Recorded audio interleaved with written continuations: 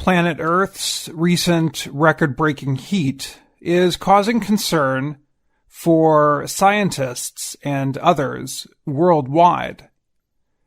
In the United States, experts question if American cities are safe for their populations during heat waves. A heat wave is a period of higher than normal heat that lasts for many days in a row. In 1995, a heat wave in Chicago killed more than 700 people. Most of the deaths were in poor and majority black neighborhoods. Many homes in those areas were without air cooling equipment. And the city's electric power grid was unable to keep up with air cooling demands as well. Electricity outages resulted. Temperatures stayed close to 40 degrees Celsius for a week. Chicago has made major changes since then. New operations include a huge public communication and relocation effort. They tell people when hot weather is coming and move them to safer, cooler living spaces when necessary.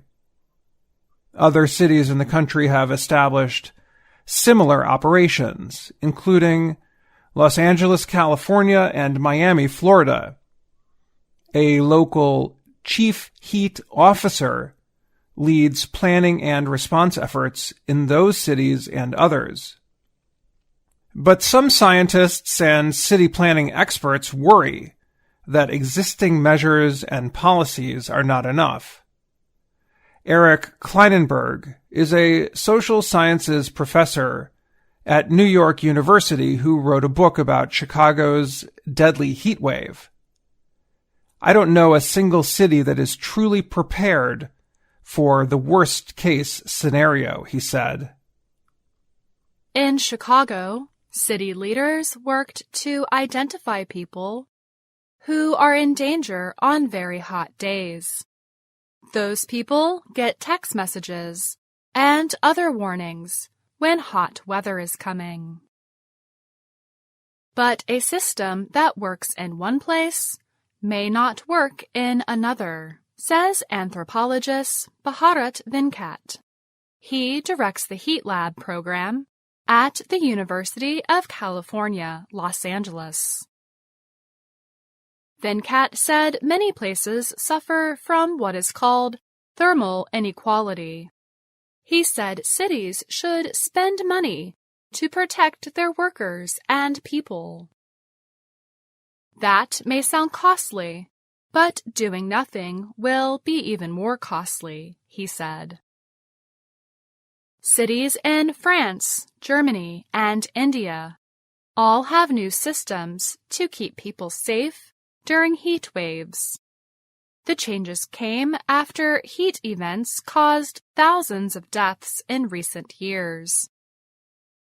Lad Keith is a professor at the University of Arizona.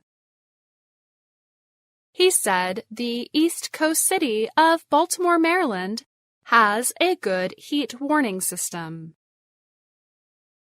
Others, such as Los Angeles, Miami, and Phoenix, Arizona, do too.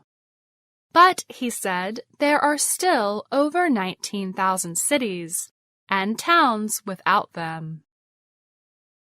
In-Kyu Han is a health scientist at Temple University in Philadelphia.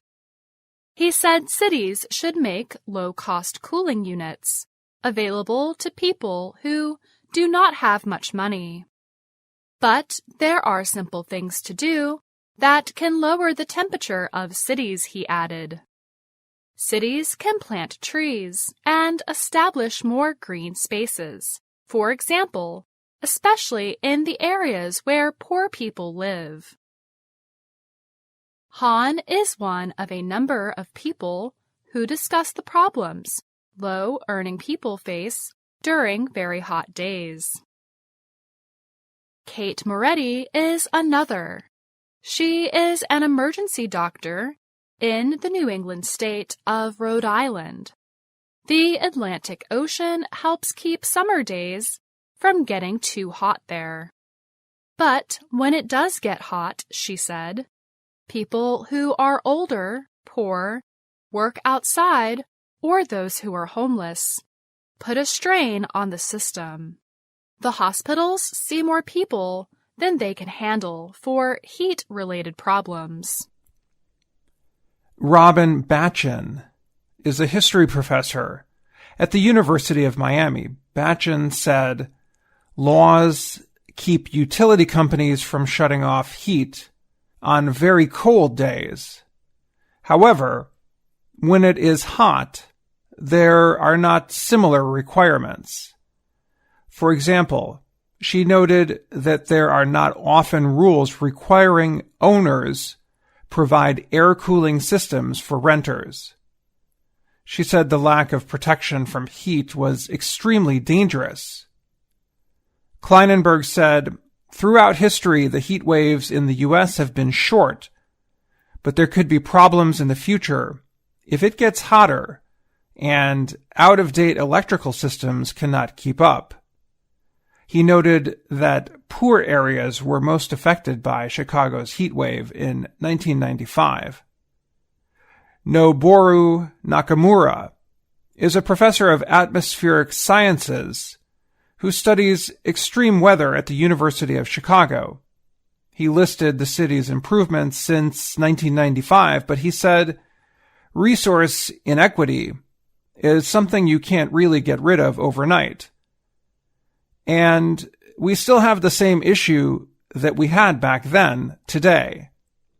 He called it a big, big, big unsolved problem. I'm Dan Friedell. And I'm Faith Pirlo.